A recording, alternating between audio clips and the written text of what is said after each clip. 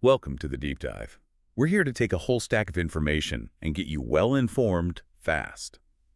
Today, we're looking at weight loss, but maybe not the way you usually think about it. Yeah. We hear so much about the journey to losing weight, right? Focusing on the scale, the diet, the exercise. But what if the real journey, the one that matters most, actually starts, well, after the weight comes off? We're diving into some really profound work today, mainly from Dan Hollis and his insights in Slim by Science. It's a fascinating angle. It really is. And our mission here is to explore that landscape, the psychological, the narrative terrain that opens up after a big physical change. Because sure, biology kicks things off, losing the weight itself, but staying there, maintaining it. Hollis argues, and I think convincingly, that it's all about the story you build around it. His core idea, the one we'll keep coming back to, is weight loss is biology. Staying there is narrative. We want to unpack what that really means for you, especially in that quiet moment when maybe the diet's technically over, but you realize, okay, now what? Who am I now? Okay, so let's break that down. Weight loss is biology. That part seems, well, kind of familiar. Calories in, calories out, metabolism, all that. But then staying there is narrative. That feels different, almost abstract for something so physical. What does Hollis actually mean? How do those connect? Well, what's really compelling is how Hollis literally maps meaning onto metabolism. He shows they're intertwined. It's not just about, how your body processes food. It's about the meaning you assign to food, to your body image, to this new identity you're forming.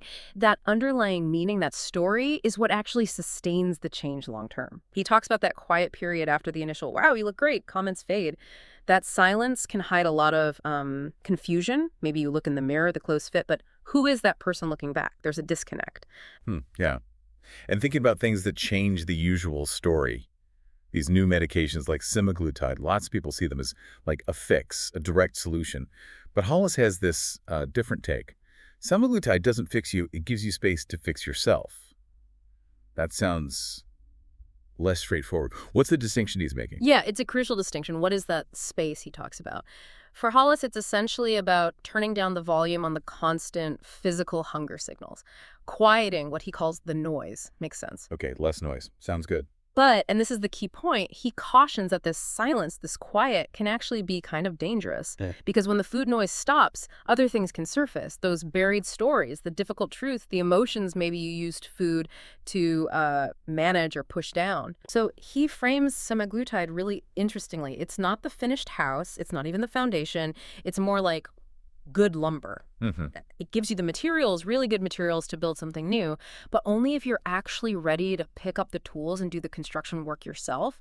The potential is there, but you have to act on it. And that leads right into another powerful Hollis idea. When the cravings stop, the truth begins. Wow. Okay, so what kind of truth are we talking about here, and why might it be uncomfortable? Well, this is where he introduces this really important concept he calls identity grief. Identity grief? Yeah, it's that feeling of deep disorientation, like he puts it, maybe your clothes fit, but your story doesn't. Yeah. Or that sudden stark realization, I had no idea who I was without it, without the constant focus on food or weight. Can you imagine? You fit into those old jeans, but looking in the mirror feels strange. Like you don't quite recognize yourself, or your internal narrative hasn't caught up. Because for so many people, food wasn't just, fuel. It was the daily plan, the rhythm of the day, the comfort, the escape hatch when things got tough.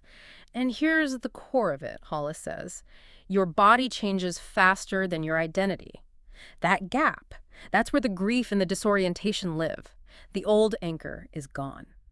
Okay, so semaglutide might create this space, cravings lessen, and maybe these difficult truths or this identity grief emerges. What then? What do you do with that space? Hollis says you build, you scaffold, you stitch new rituals into old routines. Scaffolding. Go. What does that look like in practice? Right. So scaffolding here isn't just like sticking positive affirmations on your mirror, though that might be part of it for some. Hollis is talking about something much more concrete. He means building actual neurobiological replacement structures. Neurobiological, so changing your brain. Essentially, yes. Rewiring pathways through deliberate practice. Creating new rituals. Finding a new rhythm for your days. Establishing solid routines that don't revolve around food in the same old way. These new structures act like a like a lattice, he calls it, something that holds you up when the internal chemistry wobbles, Yeah. when old urges flicker back or life throws you a curveball. Like training wheels almost. Exactly like training wheels, they provide support until your own internal balance, your new narrative, gets strong enough. And Hollis is really clear on this. Support isn't optional. It's neurobiological scaffolding. This directly connects to why community is so vital. He observes, and it's quite stark, most people don't fail because the medication doesn't work. They fail because they were alone. You need that external structure, that shared understanding, while you build the internal one. That really reframes failure, doesn't it? It's not just lack of willpower. Not at all. And it feels like he's pushing back against the usual definition of success, too. Hitting a certain number on the scale and done. He redefines it completely. This journey isn't about eating less, it's about living more. Okay, but what does living more actually mean for someone in this situation? Yeah, living more. It's about regaining a sense of agency, like you're back in the driver's seat of your life. It's about consciously reframing what gives your life meaning. Now that food isn't the central focus, it's about finding momentum in new activities, new relationships, new ways of being in the world, feeling, as he says, alive enough to stop measuring everything by food. That sounds liberating. It is, but it comes with a really important warning from Hollis. If you're not careful, biology will give you results that psychology will dismantle. Wow. Say that again. If you're not careful, biology will give you results that psychology will dismantle. You can achieve the physical change, the biological result, maybe with medication or diet. But if you don't do the psychological work, the narrative work, the identity work, those biological results often don't stick. The mind essentially undoes what the body achieved. It's like building the house, but forgetting to make it livable inside. That's a perfect analogy. You need both. So this brings us back around to relapse. It's so easy to frame it as just slipping up, giving in to hunger, failing. But Hollis hits us with another counterintuitive idea. People don't relapse into hunger. They relapse into confusion. What's behind that? It's such a powerful insight, isn't it? It suggests that weight regain often isn't primarily about the physical hunger returning full force. It's more often because the person never felt safe enough to live without the old role food played, without that old narrative, however dysfunctional it might have been. They relapse into the confusion of not knowing who they are or how to navigate the world in this new body, with this new empty space where the cravings used to be. So the old familiar pattern feels safer, even if it wasn't healthy. Exactly. So through Hollis's lens, successful, sustained weight loss isn't just managing metabolism. It's fundamentally narrative reassembly. It's about finding your bearings again, locating your own internal compass that doesn't just point towards or away from food. And Hollis positions himself not as someone shouting advice from the finish line, but as a guide walking alongside you asking better questions.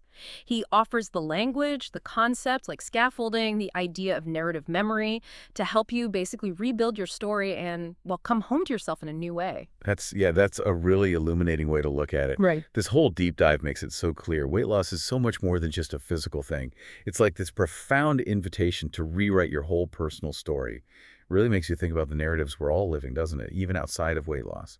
Absolutely. And maybe the final thought to leave you with, the provocative question Hollis implicitly asks, is this.